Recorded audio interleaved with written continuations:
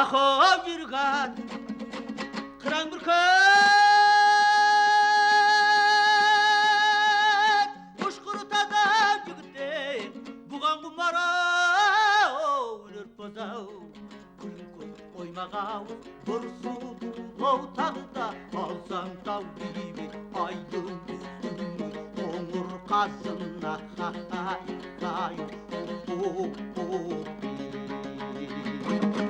бір қызық жүгіртіп аң ауласаң мінген ат шабуыл мені танаулсая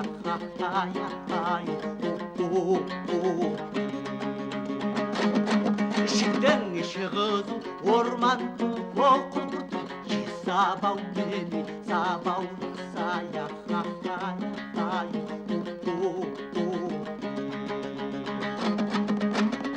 қарғырау ұзатады сылдырғаға перелеп бір сілкізау дүрдірғағеп төтеп жылдағы жараула тоу жылқышы ертең келсия құлына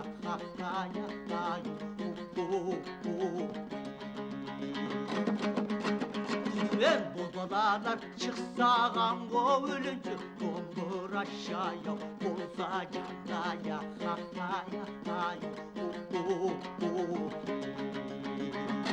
қыраңмен кешке шейін ұйқыға кеп бөлісіп байлап алсаң таңдың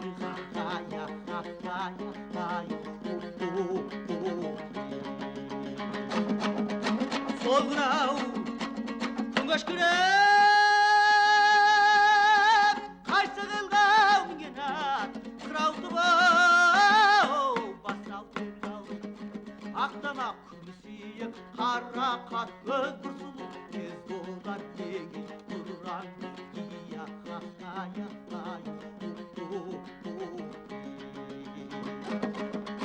қолымда бір мылтығым болса соңғы құрылар өзің ұстасы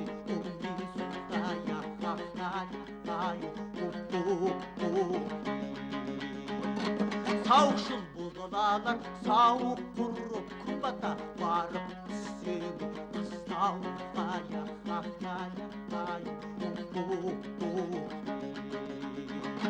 ашыркін менің жарым болар меттеп күлімдеп қыз келіншегі ұзасын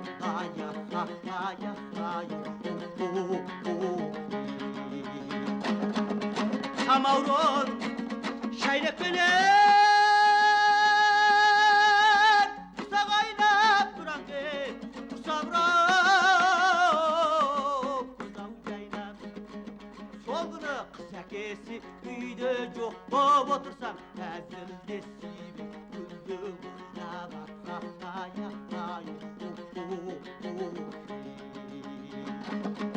ол қызға бір жеңгесі қастау келсе шешесі жүріп беді жастау кетсе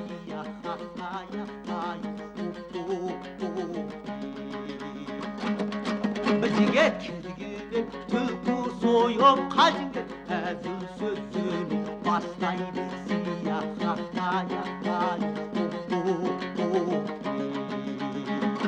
ол жігіт бастай берсе әзіл сөзін қадалып дұрыс отырсайым екеуміздің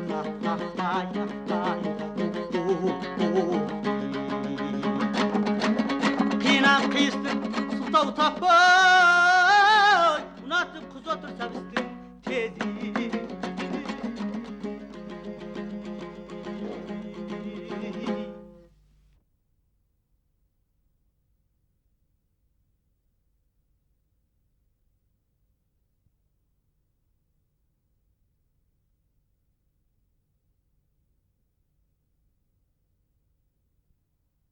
Қазақ өнерінде қайталанбас құбылыс болған әйгілі әнші Дәнеш Рақышевтың болмыс бітімі мен талантының табиғат туралы әңгіме қанша айтсаң да таусылмақ емес.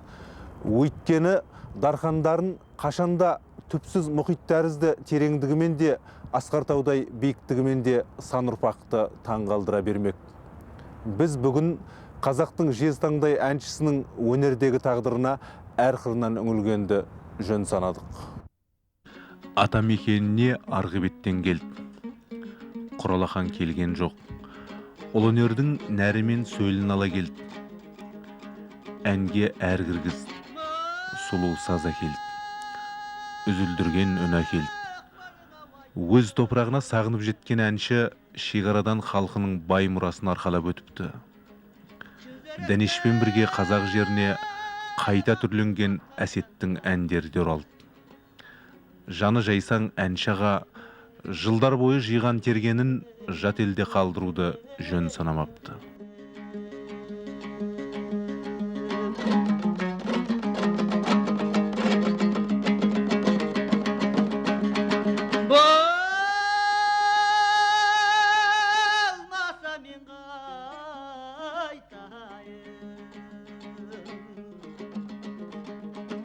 Айналмаста мақпалжан жүрген шығар.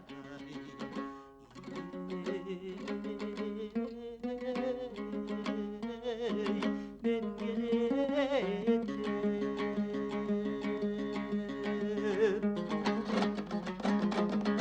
Мақпал-оу, мақпал. Мақпал-оу, мақпал. Ой көкем өр-ой-ау. Бүкілі қоңыран үйрек секілдім ау, көре алмай дидарыңдай.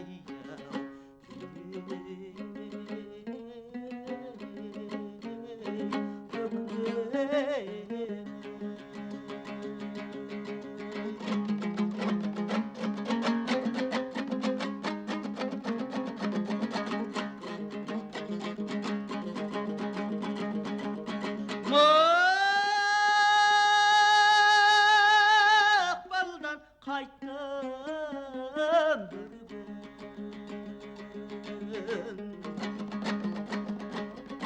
Kerbanak ben asınıp sadağımday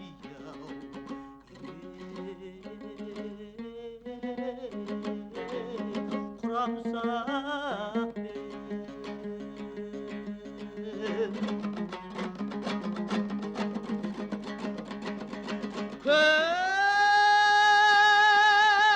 Körsimidi kuralaydı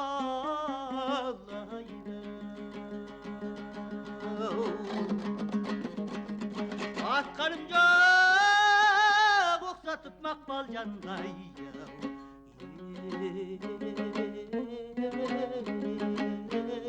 Çın yürekten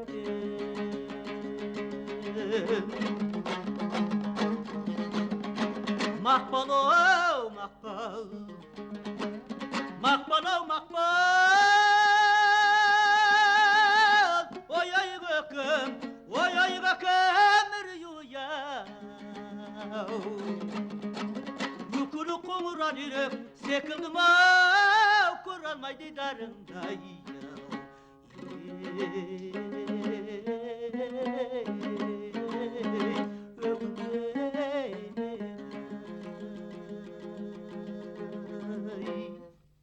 Дәнеш ағалармен біз аталас туысқан болып келеміз. Мен туылған кезде біздің үйлеріміз көрші қатар отырған екен. Мен ес білгелі сол дәкеңді білемін деп айтуыма болады. Ол кісі менен 10 жас үлкен болатын. Демек, мен сол 5 жасымда, ол кісі 15 жасында болса, сол кезден білем. Басында ол кісінің әкесі Рақыш өзді де Сәнқой серік кісі болған. Ақ бозат мініп, ақ киім киіп, ел аралап жүретін жағдайы болған. Сол кісінің де әкесінің де әсері болу керек. Бұл сол кішкентайынан әнші болды. Сол ауылымызда әнші бала атанды. Ол өзі арық қара бала болатын кішкентай. Ең алғаш мен білем, гармонмен ән айтатын. Сонда тойларға сол бала демей, тойға шақырып, тойда гармон тартқызып, сол үлкендер тыңдайтын. Дәнеш екеуміз бірге өстік, бала кезімізден бірге. Мен мұна бірге өмір сүрдік. 55 жылға шейін бірге болдық. 55 жылы мен Қазақстанға өтіп кеттім, Дәнеш қалып қойды.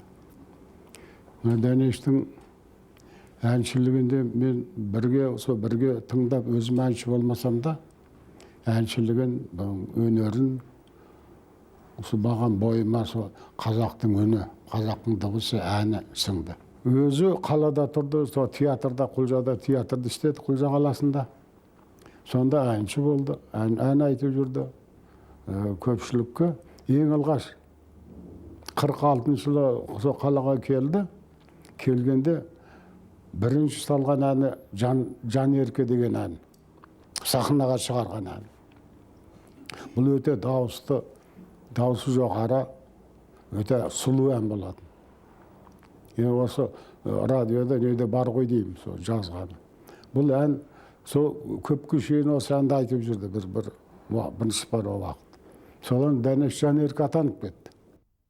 Елге оралған Дәнеш орталықтағы өнер ордаларына ұмтылған жоқ. Жаркент өңірінің бір қолтығындағы ауылға қоныстанып, домбырасын сергетіп, өнерін жалғастыра берді. Топтан озып, суырылып шығуға да ұмтылмады. Дегенмен Жаркенттегі жезтаңдай әншінің қоңыр үні елдің түкпір-түкпіріне естіліп жатты. Даусы жетпеген жерге дақпырты жетті. Саз сиқырына елтіген сұлу Алматы табиғаты бөлек талантты құшағын алған тәкаппар Талдықорғанға қарай мойын бұрды. Бір Дәнеш бүкіл Жаркенттің ажарын ашты. Жетісудың аспанында өзгеше әуен қалықтады.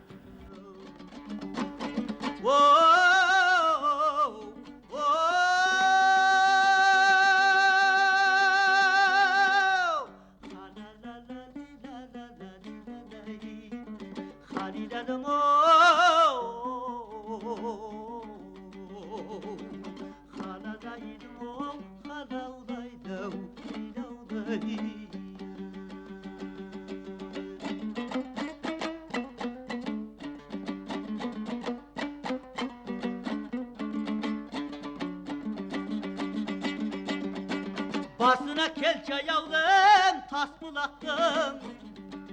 Oynağın didarında şapkılattın. Kanadadaydı didaday.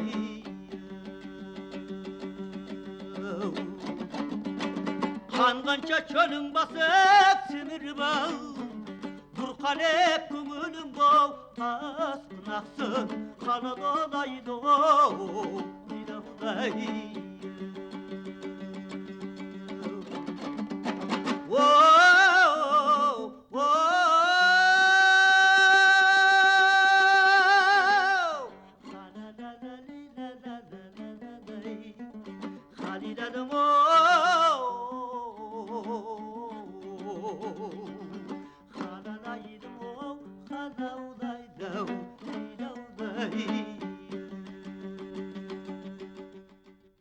Кейін мына ата мекеніне келгеннен кейін мен бір айтайын дегенім, мына Жаркентке келді, Көкталға.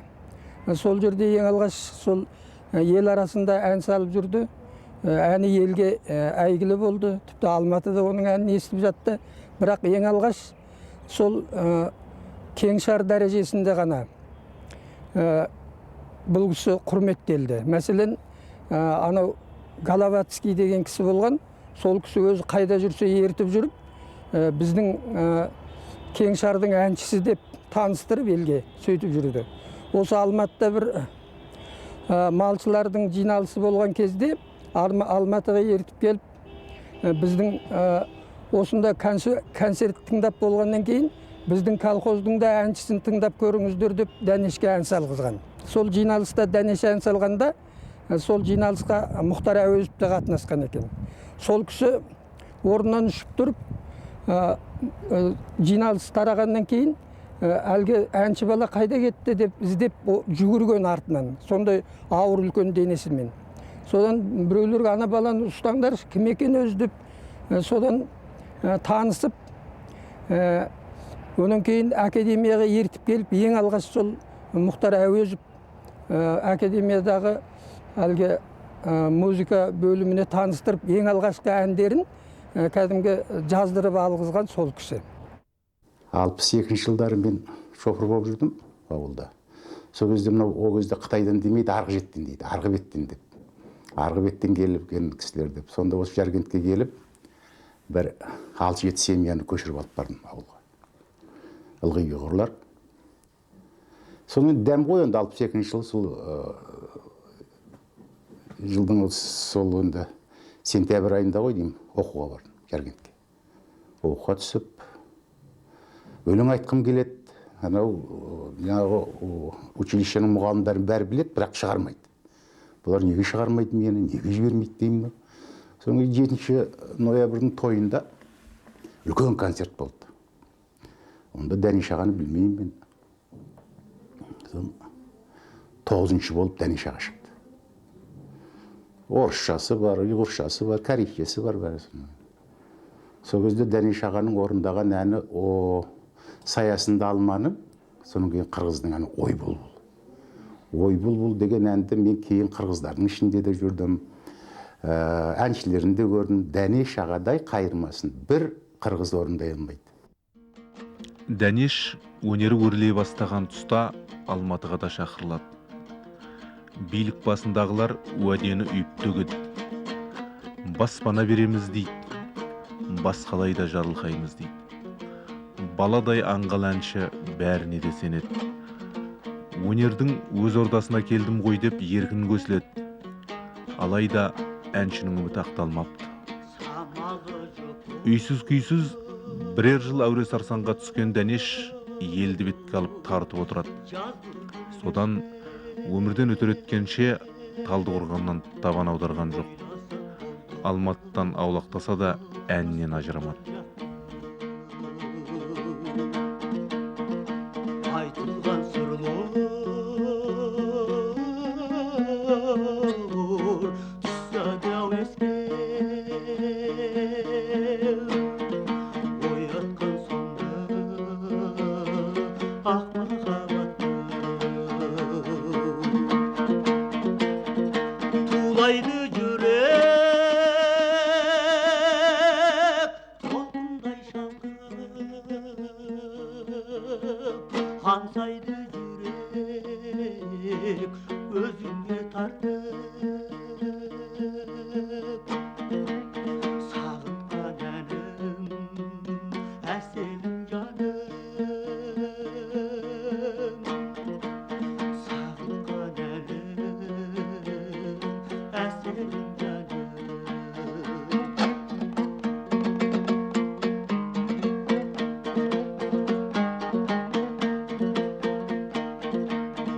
тағдырмен қатып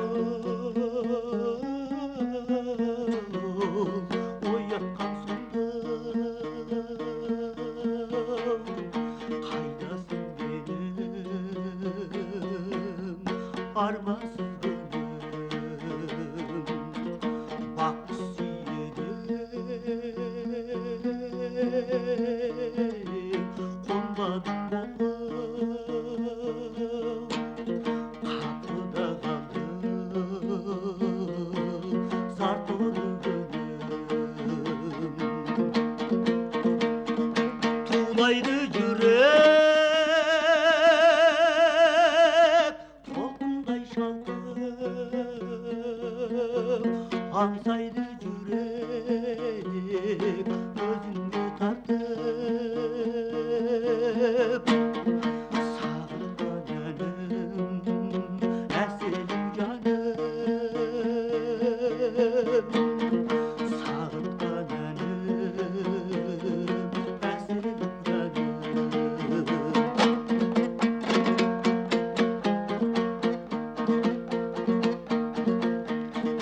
алыстың жасы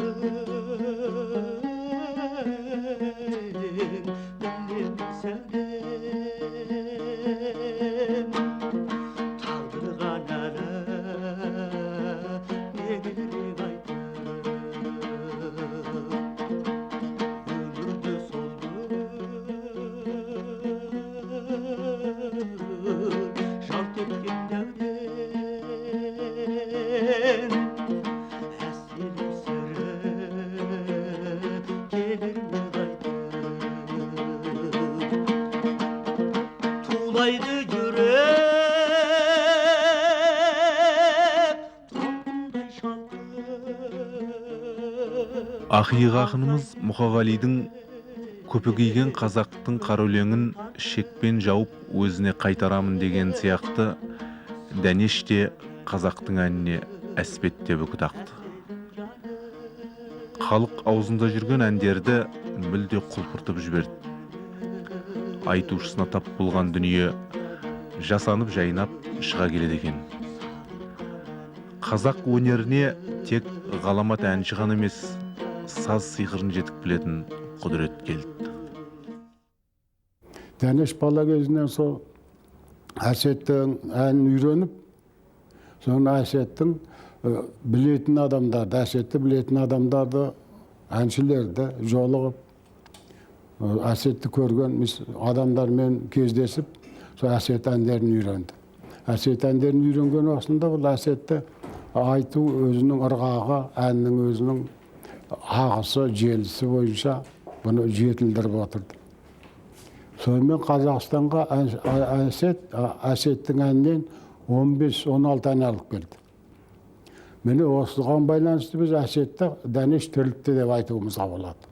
Өйткені бұл әгер Дәнеш алып келмес, ол әннің бәрі өшіп қалуы да мүмкін еді. Өйткені Дәнештен басқа ешкім әсеттің әнін айтып көрген жоқ, айтқан да жоқ. Айтушылар ауылда болды, бірақ ол Дәнеш сияқты кең көлемде елге танытылған жоқ.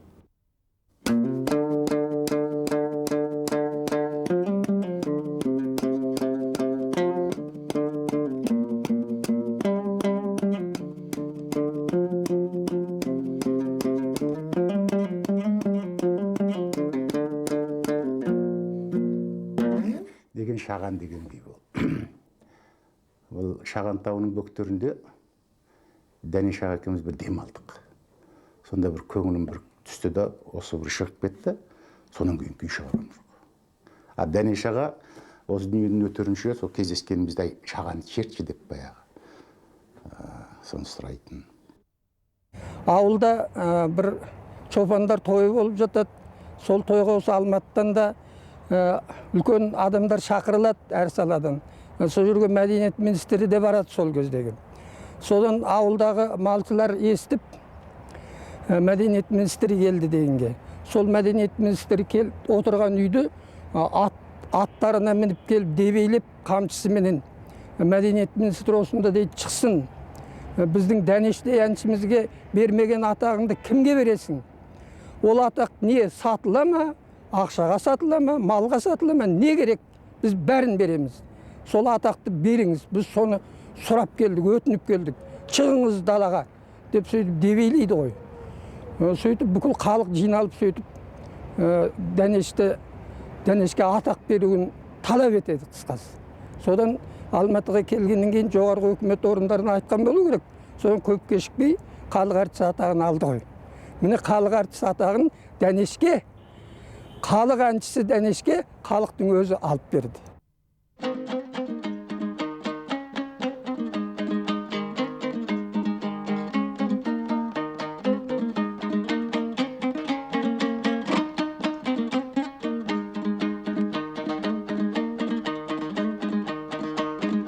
Ayıldı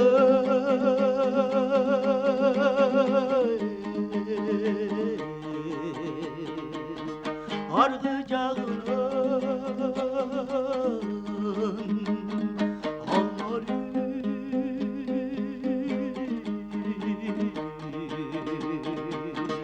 halkın bağının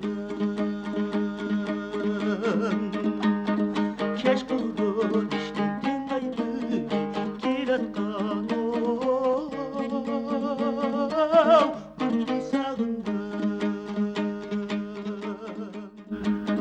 Дәнеш орындаған әндер қанша рет айтылса да жұртшылыққа тұңғыш рет тыңдап отырғандай әсер қалдырған.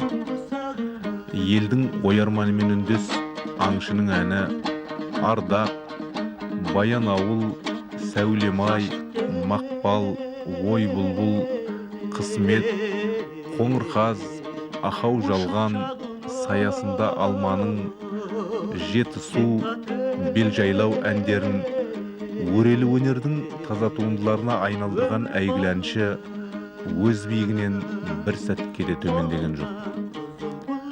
халық әндерінің ажарын ашты, өз әндерінде әуелете шырқады. Осы 20 ғасырдың аяқ кезіндегі мына қазақ өнерін, қазақ өнерімен қоса әуенін бұл ырғағын жетілдірді. Өзінің ұлттық сазын, ұлттық үнін өзінше баяндап берді деп ойлаймын мен. Дәнеш ағаның кереметтігі сол ертеңгісін салсаң кеш қозатын жүйрік болатын. Біз енді сол 10 шақты әннен кейін қарлығып, шаршап, титықтап қалсақ, ол кісінің мойны жуандап, күре тамыры адырайып, сол салған сайын жаңағы дауыс шыға беретін. Айтқан сайын дауысы көтеріле беретін, сондай бір өзі сол жүйріктің жүйрігі болатын ән мәселесіне келгенде. Дәнештің өзі өмірден өткенмен соңында өнерін аманаттаған шәкірттері қалды. Жетісудың жез таңдайынан үлгі көрген талай талант әнші болуға бел буған. Әзірге солардың арасынан қар үзіп дара шыққаны Нұржан Жанпейісов. Өнер ордасында Дәнештің дәстүрін дамытуды ойлаған әйгілі әнші Бекболат Тілеухан Нұржанды консерваторияға оқуға алдырып, өзі басқаратын халық әні кафедрасында баулай бастады. Бүгінде жұрт Дәнешін сағынғанда Нұржанды тыңдайтын болды.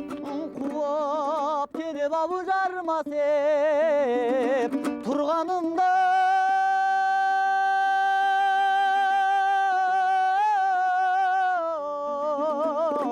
көріп едім ау көдедірен жаңа басқан саясында алман қара көз тұнға тұңғиық сырларының терең ау қадірлеп балқып нұры құйып сәулесін қашып төгеді ау.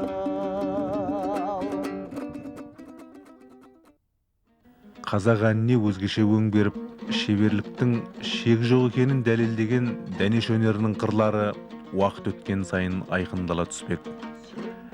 Әншінің әсемдік әлемі әлі де жұмбақта тылсым күйін жоғалта қойған жоқ. Бір туар әншінің биігі бүгінгілерге оңайлықпен алдырар емес. Дәнешті сағынғанда әніне құлақ қоясың. Тыңдаған сайын табиғатына терең бойлайсың. Сен менің ардағым бақұсымсың, сен менің ақшолпан аңсығым, сен менің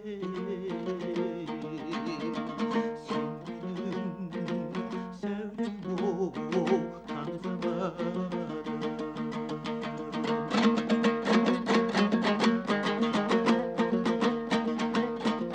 Міне Дәнеш туралы әңгіме әзірге осымен тамам. Біздің қазақ әншіге кенде болмағанымен, Дәнештей дара қолтаңба қалдырғаны аса көп емес. Бұл ақиқат. Біз бүгін сол ақиқатты алдарыңызға жайып салдық. Шын өнердің ғұмыры мәңгілікке жалғасып жатады екен.